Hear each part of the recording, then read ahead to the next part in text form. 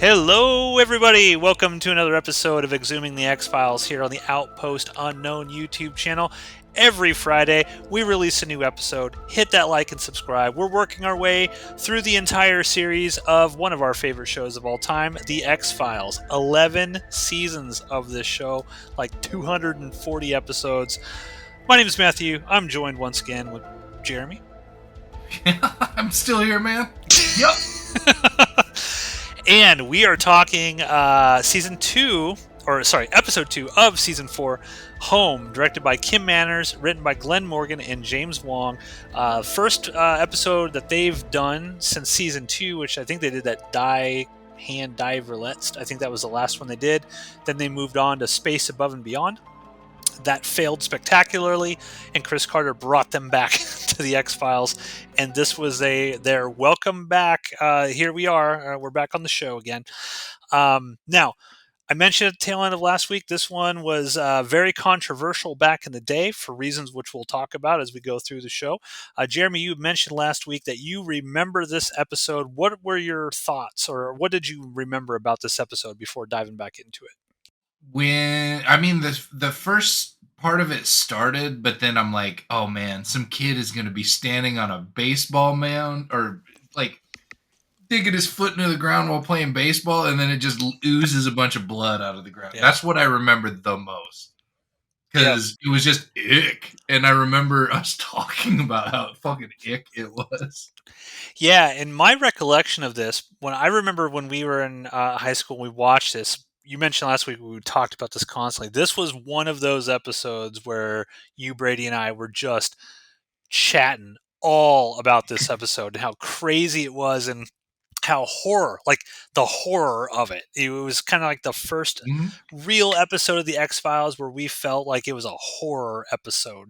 You'd had some other stuff like the host with like the turd man in the sewer and stuff like that, but that was almost more like kind of like goofy monster-ish type stuff. But this was like serious. We're going to deal with some shit here, and it's going to be uncomfortable and gross, and we're going to put it right there in front of your eyeballs. So I was really looking forward to revisiting this and seeing what my reaction to it is now compared to when I last saw it. I mean, how many years ago? 25, 30 years ago is probably the last time I actually watched this episode. So yeah, let's get into it. What happens at the cold open of Home? It starts with a torrential rain at a farm. This camera pans up, and there's this great shot of a scythe leaning on a gas can in kind of a shabby yard. Inside of the house, you got some freaks are giving birth inside of the house from the Sorry Miss Jackson music video from Outkast. They got like rain pouring into the house. They're taking like surgical tools that look like they're very, very dirty out of Rusty. out of the water that's dripping from the ceiling. And then there's a lady screaming. There's a birth that happens, and then three guys that look like the band Slipknot, at least in the dark. They leave their house. One of them is crying, and then they're burying this child that had just been born in their yard. It looks like, while one of the members of Slipknot cries about it, and then we get the title screen. The cinematography and the atmosphere, just the way this whole opening, awesome. Love the rain machine. I mean, the rain is like pouring down. This isn't. I mean, they have some wide shots of it as well, so it's not like you just get sort of tight close-ups and they have a rain machine going down. It's like you see it is like pouring rain, and just the lightning flashes and how they kind of light that from the background to light up all that rain, and the chiaroscuro lighting where it's dark but you only see glimpses of what's actually lit. Looks super, super cool. This was probably in terms of just the visual, the coolest looking cold open, in my opinion, that X-Files has done. I thought it was just the atmosphere and tone it sets was great, and the woman that we'll talk about, mutant woman, whatever she is, screaming while she's giving birth, and so it's just icky. It's icky and it's gross, and it just puts you on like it puts you askew right from the very beginning. If that's what they're going for, it worked for me. How about you? I, yes, it was very short. Yeah, that's Like true. Yeah. there was a lot going on, a lot to take in, but it was definitely one of those, well, where the fuck is this shit going moments that makes so many of these pre-title screens great about X Files. Yeah, and I had actually forgotten this thing. I thought that this episode started with the kids on the baseball thing Yeah, finding him. I did too. I didn't even realize that this whole cold open thing even existed. So I was just kind of like, "Oh wow, this is neat." Yeah, I really liked it. So we get after the title screen, there's a bunch of kids playing ball in like the neighboring field to these Slipknot's house. One of them cracks a home run over into Slipknot's yard, and the kids are like, "I ain't going over there to It's get like it." Sandlot all over again. Demented Sandlot. So the kid's like, "Well, I just got an extra ball," so they continue. And that same kid that was at bat, he's just like grinding his foot into the dirt next to home plate, like he's fixing to just choke up on that bat and smoke that ball out into the stratosphere. And as he's doing it, all of a sudden, all of this blood just starts pouring over the toe of his shoe, and it's thick, it just Yeah. look gross. And then the kids, the catcher and the batter react to it, and then they pan back to it, and there's this little tiny baby Yeah. sticking out of the blood. Yeah. Bloated baby hands sticking right up out of the ground.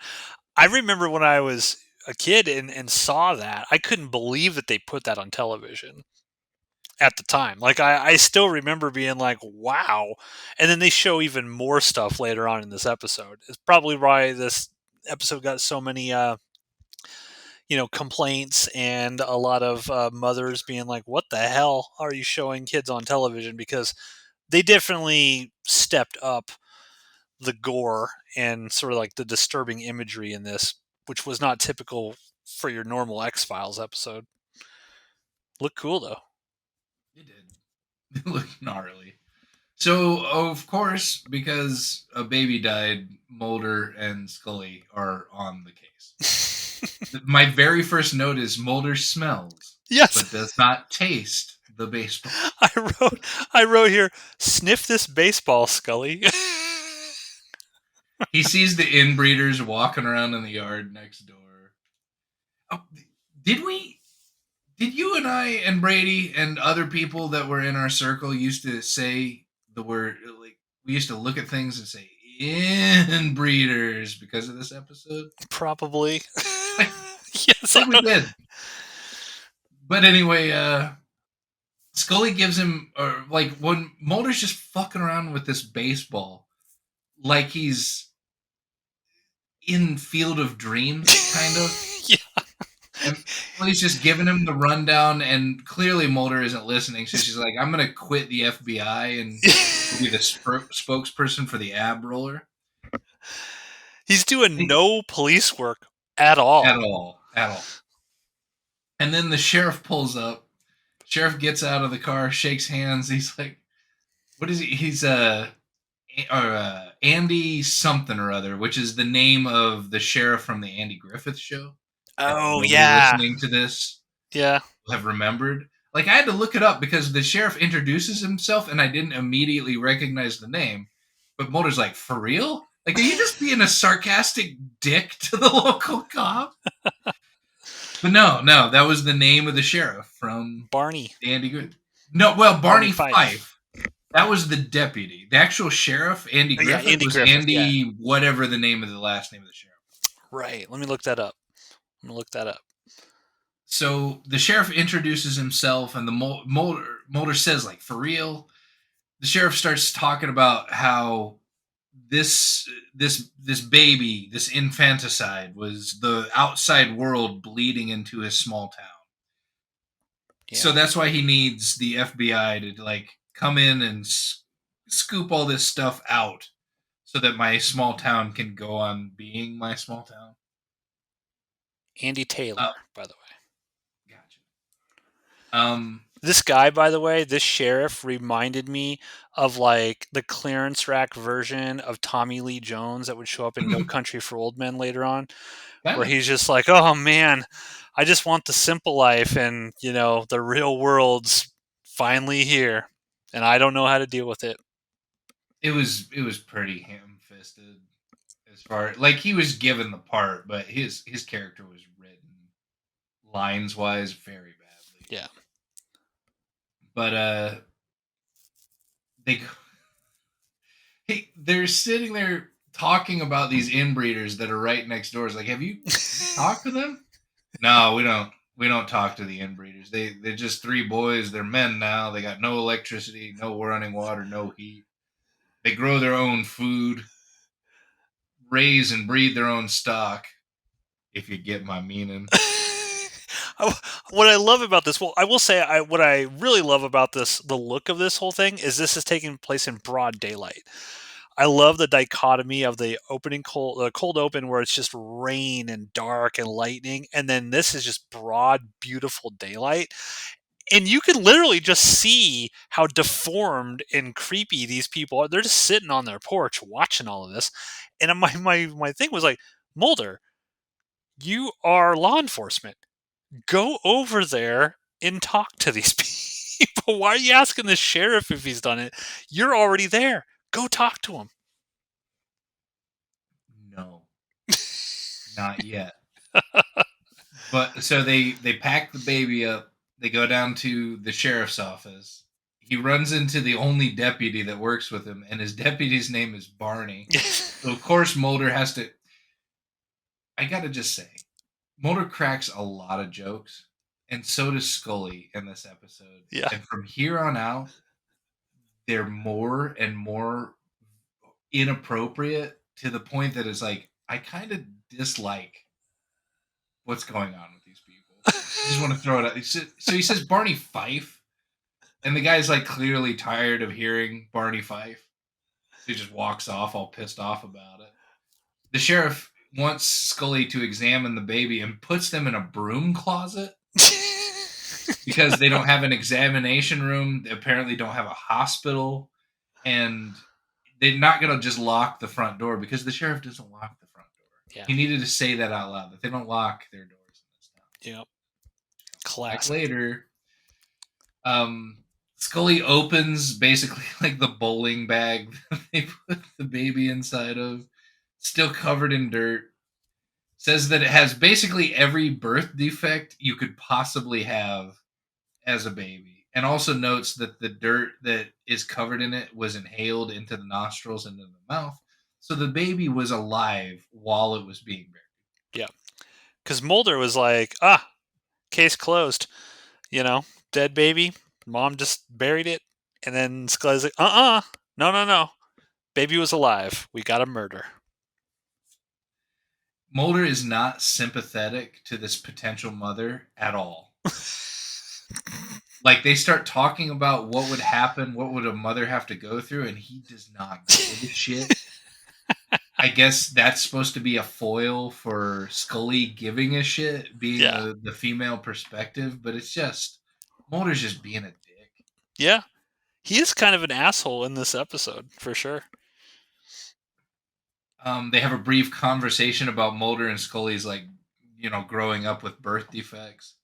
And Mulder has a great line that I didn't write down that was like outside of basically needing glasses to read and a problem with my family being involved with a global alien conspiracy. I'm prime meat, baby. He says something about his genes, how his genes are perfect or something like that. So they figure that the inbreeders obviously made this baby. They know that the inbreeder's mother and father passed away as far as the sheriff knows, which was a weird story in and of itself. The parents got into a car wreck, and the three boys just drugged their bodies back to the house before they could do like triage or something. I don't know. Yeah. But They they take know care that of their own. they, they sure do, man. They know that there's no girl out there, but a girl had to have made this child. So they start asking about, is there a kidnapped girl inside of this house? So they need to go investigate. So they go out, they beat on the door. The inbreeders don't answer the door. And Mulder's immediate instinct is to just walk inside of the house without probable cause. Like he's so Yes. used to just B&E. I wrote And that down. This is my exact note. Mulder wants to walk in, and Scully is like, "No, no probable cause." And I wrote, "Like that has ever stopped these two in the past." It's Oh, just protocol. so crazy to me. Oh, I did want to point out in the scene before when Scully's kind of like shook about this baby, and she wants to get to the bottom of this mystery. Mulder, when he's still kind of being an ass to her about it, he actually mentions like, "I never saw you as a mother before." He's like rubbing her back at one Yeah, point in that scene, and I was like, "This is weird. This is a little weird, a little strange." more than a little. He was being full on like misogynist creep, and not even in a fun way. Just ugh. He's got some good genes though. He got excellent genes. So they go out to the house. He shines a flashlight through the front door, and they see all of the blood all over the surgical table that she had given birth the previous night. So Probable that's cause.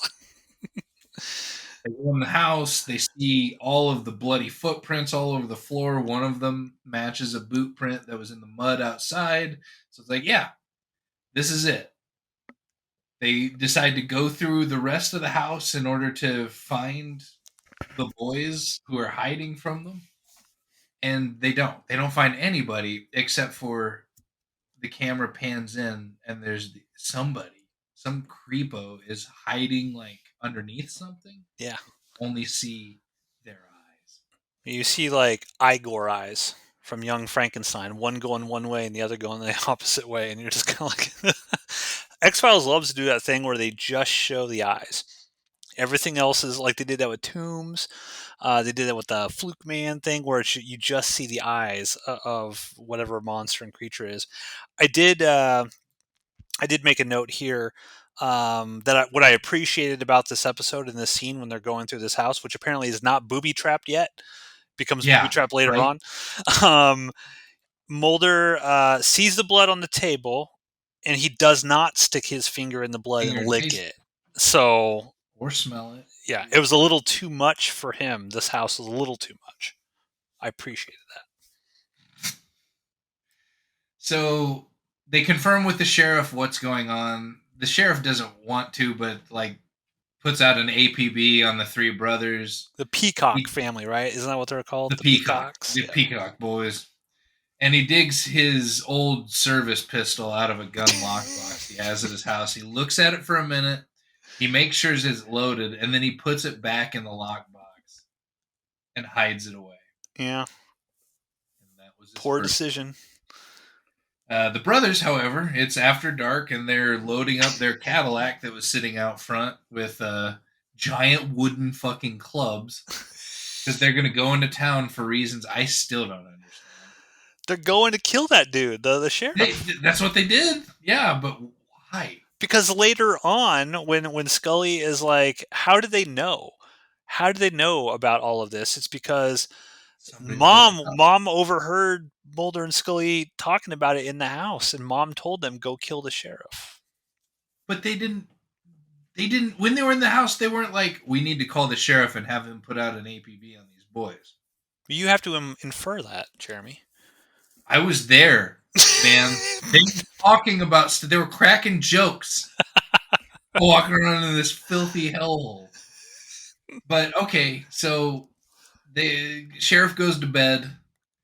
He doesn't leave his door locked. Um, goes to bed with his wife, and then hears the car. Does he hear the caddy pull up out front? They're playing some music. Like it's a recurring theme in this 40s. episode, like Yeah, this, yeah, like 40s or 50s, kind of like it's not like a rockabilly tune. It's more kind of like this, Smothers Brothers. teenage love song sort of doo-woppy thing, maybe. He hears that, and I think he knows that the Peacock boys are coming, and he's like, "I got to go for the gun." And so he does, but he gets down to the bottom of the stairs, and one of those fucking freaks are leaning against his front door, and he's like, "Nope." So he goes backwards to go get the baseball bat, and that was my first like, okay, this is fucking stupid moment. You're a cop, you're armed, but your baseball bat is more at hand for home defense than your gun is. That doesn't make any sense to me. Well, his whole thing was he didn't think that the real world was ever going to come to his perfect little town, Jeremy. He didn't want it. He didn't want to have that gun there because he never needed to have it.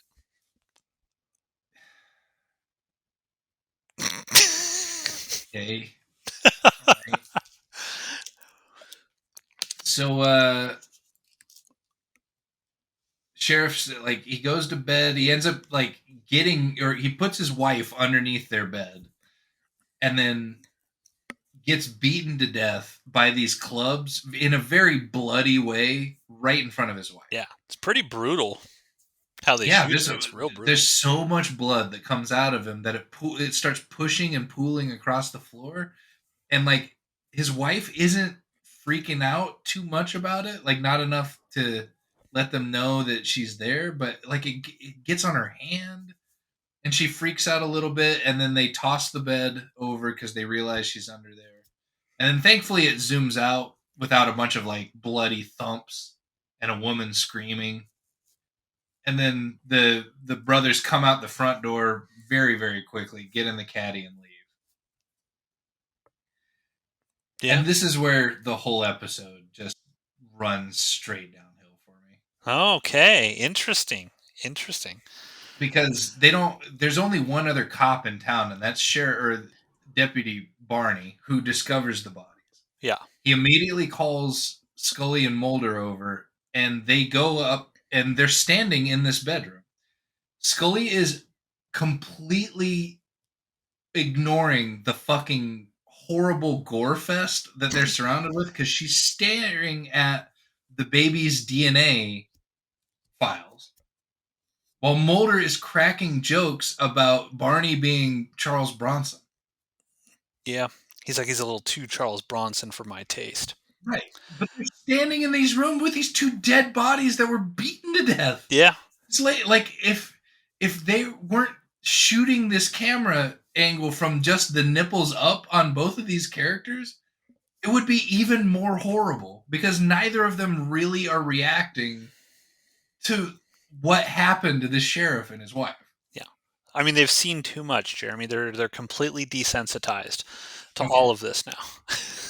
This is just another day in the office for Mulder I and just Scully. I don't think they care at all about these hit cops. I think that's what it is. Yeah, I Like think you're right. if they were hanging out in the lone gunman's apartment or whatever, and they were all dead all over the place, like even Scully would be crying. But because this is just some hillbilly Yeah. cop and his wife, they just don't give a shit. Well, it's even weirder because at the beginning of this episode, when Mulder's doing his little baseball fantasy, he tells Scully, he's like, "Look, if I could, I would just retire to a place like this. And I would just live my days off in this, little podunk town where I don't have to deal with anything." And he has no empathy at all for any of these people that are like dying in this small town or anything. So even like that doesn't make sense with how Mulder was even set up at the very beginning of this episode. You'd think he'd be a little bit devastated because if he wants to go to a town like this where, the real world's not going to intrude in and he's seeing the real world intruding in, that he'd be a little shooken up about it. But no, Nah, he's not. nah, just one of them city folk. Just don't Yep. give a shit about the country folks. So we get back to the inbreeders, and you gotta forgive me here. I'm watching on extremely low res quality stuff, and a lot of this was very dark. Oh, From what my notes were, it looks like one of these inbreeder boys chews up some bread and baby birds it to his mom, like yes. spits it She into her goes like, mouth for her to "I'm eat. hungry." Yes. She's like, I'm Yeah, hungry. and then ugh, Oh yeah, yeah. He and chews up that bread and puts it right in her mouth. Hot. and then she starts giving a speech to them about this is our home and this is the way we gonna have the sex and that's how we're gonna do the things and nobody is gonna change us.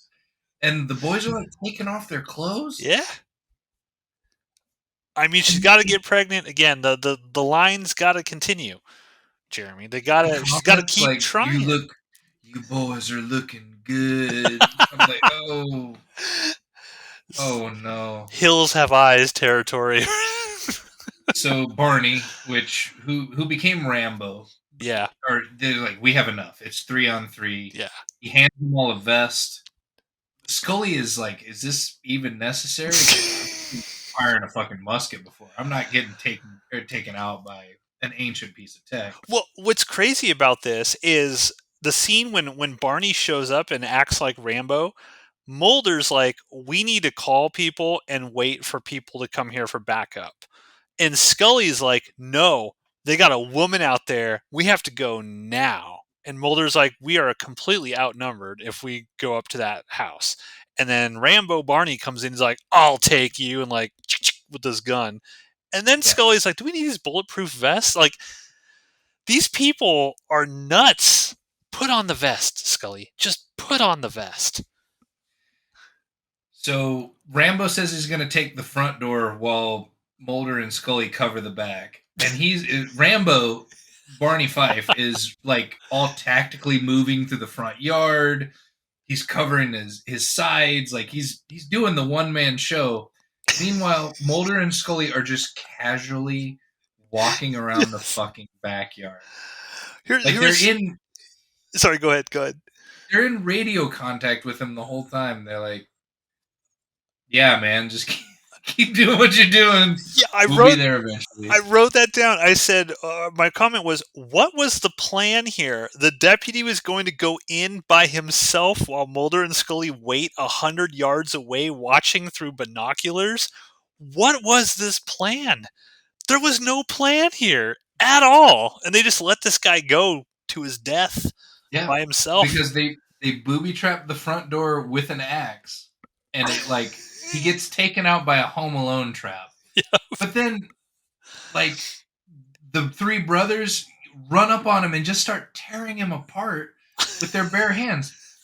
And Mulder decides to have this whole fucking speech about how these are no longer humans.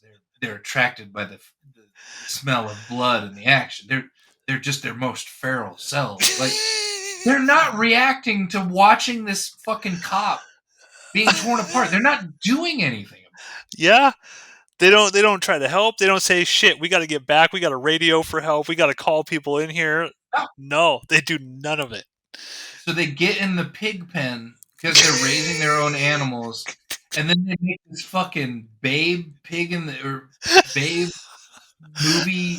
Like, how do you get pigs to move? And then Scully's like, RMU. Like, you just watched that guy get murked! But they let all the pigs out, and the inbreeder's like, oh, we gotta go get the pigs because they're apparently completely unaware. Well, before the pigs get out, Mulder has that completely inappropriate line for the what's going on. Where he's like, "Would you think any of me of? Oh yeah, Would you think of me as less of a man if I told you I was kind of excited right now?" I'm like, "What? why? This dialogue does not fit the tone that this show is putting out right now. It's like this is no time for jokes." It's like he's not even worried about dying. He's The like, what? entire police force in this town has now died in a really awful way. But Bahram is gonna make it out of the script. So the brothers come outside, all three in a row, in order to take down these pigs.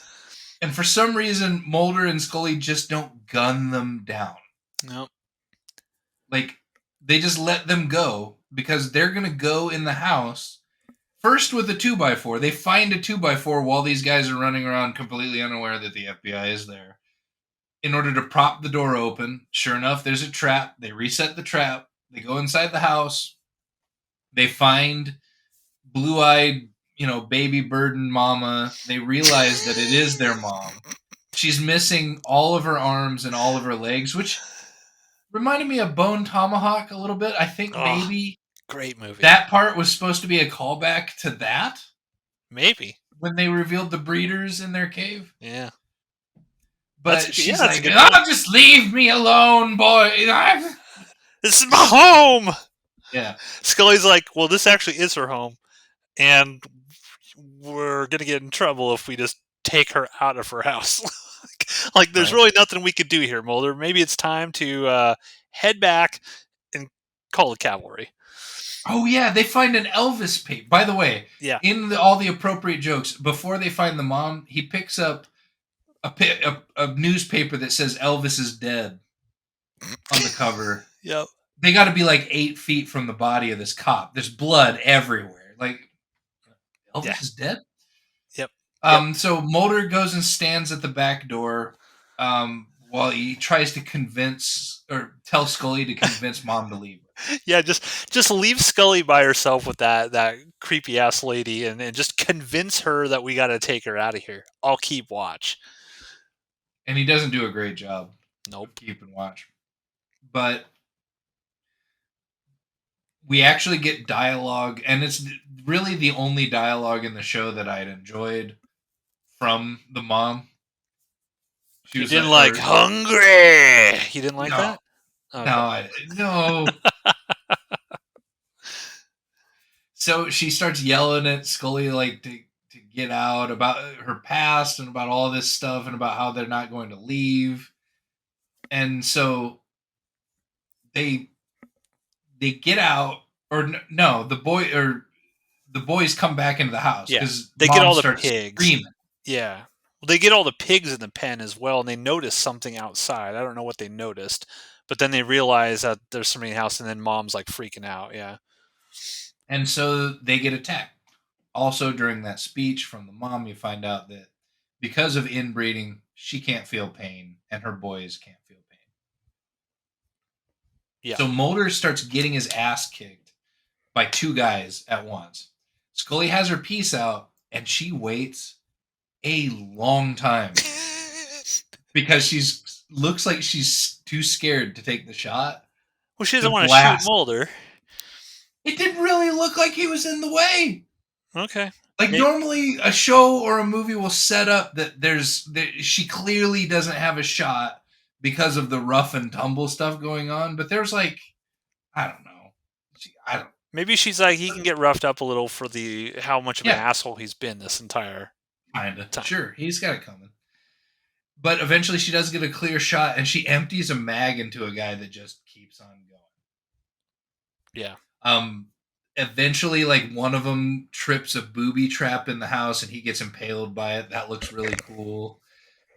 Mulder finishes off the last guy by that started falling on him, but apparently with a headshot, but they don't really show it. But where's the third brother? They don't know. So they get out of the house. They realize that the Cadillac is gone. So the third brother grabbed mom and left. And so they're like, okay, well, we got to set up a roadblock in a 30-mile radius. We need to make a few calls, get a roadblock set up in a 30-mile radius. 30 miles is not a lot of space, guys. Every fucking cop in this town is dead.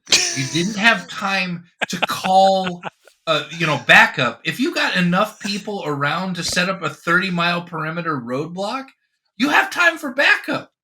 Yeah. The people you're talking about, they're dead, and you let them die. So mad. We should have started a running tally of how many people Mulder and Scully inadvertently get killed in this show. It's got to be in the double digits, easy by now. Sure, I believe it. Yeah. So it ends with that same doo-wop love song tune being played in the Cadillac, and you hear Mama talking to his last boys like, the the Peacocks are gonna survive. We're gonna move on to another town and we're gonna continue with our family because you can't keep the Peacocks down or some shit like Yeah. that. You know what I would And have then done at the end of that when they showed that Cadillac? Because he gets out of the trunk, right? Because yeah, mom's in the trunk. I would have had the Cadillac rocket to give it that extra oomph of ooh, gross, you know missed opportunity. they probably shot it both ways, and standards and practices were like, Yeah, no. too far, too far. But yeah, the kid gets out of the trunk and then gets in the car, and they just drive off into the distance, and that's the end of the episode. Okay, your thoughts. What did you think of Home, which is almost every single list of the greatest X Files episodes I've ever seen? This is on there. What did you I think of this? I remember loving this episode as a kid. I remember that you, me, and Brady, we've talked about it before. We were ecstatic about this episode, about how gruesome it was. As an adult, I'm like, the fucking sheriff and the sheriff's deputy and their wife, like, they were just paved over almost as soon as they died, Yeah, just to keep the story moving on. And we like just give me a second, give them some like a little bit of revenge or something like that. Some the jokes just made them and their deaths completely pointless as human beings, and that bothered me. Something fierce. yeah. But outside of that, like, yeah, the episode's excellent. See, I'm going to have a little bit of a hot take here. I don't think this episode is that great. And when I finished watching it, I think all of that stuff that you were kind of mentioning throughout, where you're like, this really bothered me, it impacted me in such a way where I was like, I don't actually think this episode is that good. Like, all I could focus on was how poorly written these characters were, tonal wise, just like the atmosphere, awesome, right? The cinematography of it looks Yeah, awesome. The gore, all of that is really good. very good. But I agree Yeah, with you 100%. I really did not like Mulder and Scully in this episode. I yeah, just didn't like them. I was like, they have like usually Scully's the one with compassion and whatnot. I can kind of understand Mulder being the guy that's just kind of like, I don't really care about any of this stuff. And they try to give that a little bit to Scully with the whole mom thing, which will come into play later on down the line. Um, but I just felt I was like, it just felt like pigeonholed into this weird. God, I don't know. I was just like not into this episode at all, and it sucked because I watched these back to back with the season premiere, and I was just like completely bummed out. I was like, I remember oh, loving this episode, and I then did too. when I rewatched, I was like, I don't think I like this episode. I it had potential, but it just man, I don't know. The writing of it just really did not work for me at all. I think what I liked as a kid and what I continue to like about it was the ook factor Yeah, because it was there, like Tombs level, maybe a little bit worse, fucking ooky shit going on in this episode. So they did that really, really well. But I'm completely in agreement with you about everything else. Like, yeah, they yeah, and insensitive. I wonder, this just comes with age, right? So when we're younger and we see something like this on television, obviously you and I we'd seen lots of horror movies and stuff, so that we weren't when we were kids seeing stuff like this and being completely shocked by gore or anything. Maybe the fact that it was on network television was kind of shocking to us. Um, but I think like when you're younger and you see something like this, it impacts you a lot more because you're not really thinking about what they're saying and what the characters are doing in any real depth. You're just kind of wowed by how gory and gruesome it is. Wow, Yeah. look how cool it looked, and wasn't that awesome? I have seen so much horrible shit in the ensuing 25, 30 years of my life, whether it's horror movies or real life shit, that sometimes I watch some like this doesn't impact me nearly as much. So I lose the impact of what it had on me when I was a kid. So now I'm like, okay, well, I'm not going to get that element from it. So you got to give me the story, like get me involved in what's going on here. And I was completely let down by everything that sort of happened. Like I thought the plotting it was messy. The characters, it just cracking jokes. The tone of this episode does not lend itself for any jokes whatsoever, None. and they just stood out like a sore thumb. I was just rolling my eyes. I'm like, why are we cracking jokes in a pig pen when this dude just got brutally ripped to pieces in front of you and we're cracking jokes? It doesn't work. It just doesn't work. And I think like there's a nostalgia factor to this episode that I Mhm. think a lot of people like when I look at best of top 10 best X-Files episodes, this is always on there. It's always up there. People like have this memory of this episode that overrides, what I think the episode actually offers, which is not a lot. So yeah, if you're my recommendation, if you're someone out there listening that loved this when you were a kid, I don't know. Would you recommend them picking up and rewatching it, or would you be like just stay with those memories that you had of it because it's not going to really meet your expectations now? I don't. I don't think I would recommend this one as the welcome back to X Files Good Times Memory episode. No, not even. It wouldn't even make the top 10 right now. Yeah, Um, yeah, yeah, I think they would. I think a lot of people that really gave this episode a good hard look is going to feel very similar to how you and I feel about it. yeah. So for me personally, that's two episodes in a row of season four where I'm just kind of like, like leaving a bad taste in my mouth so far. But we got what 22 more episodes, so hopefully it picks back up. I'm sure we'll get there. But some fun facts about this episode. Home marked the return of writers Glenn Morgan and James Wong, who had left production of The X-Files after the second season to work on other television projects. Before their departure, Morgan and Wong had written many episodes of the series and were instrumental to the success of the first season.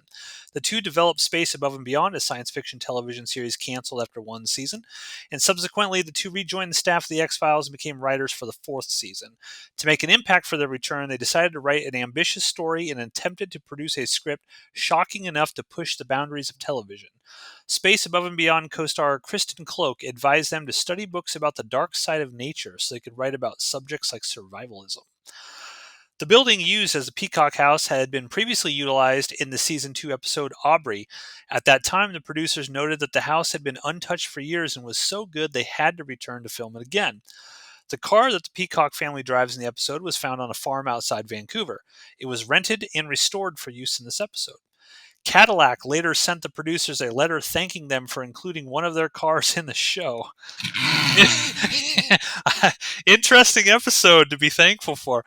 Um, Home was first submitted to the censors featuring audio of the baby screaming while being buried alive. Fox executives asked 1013 Productions to alter the audio so that the baby would sound sick. They noted that the audio change was needed to show the child was diseased and that the Peacocks were not simply killing an innocent child.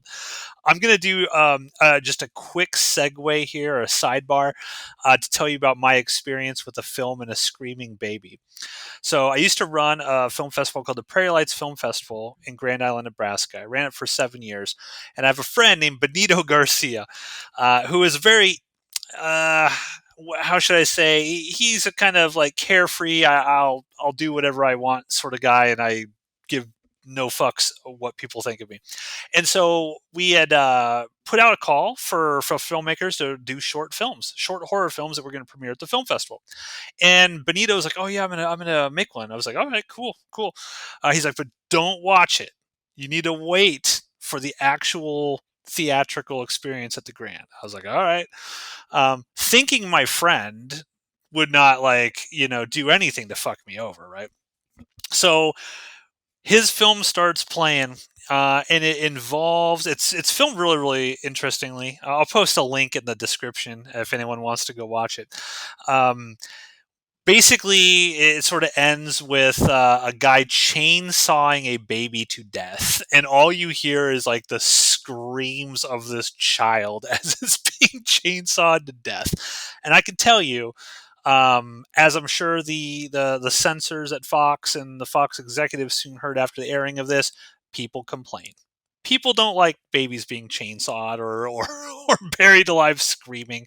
So yeah, I can totally understand why they were probably like, let's ease back on the screams of the child there.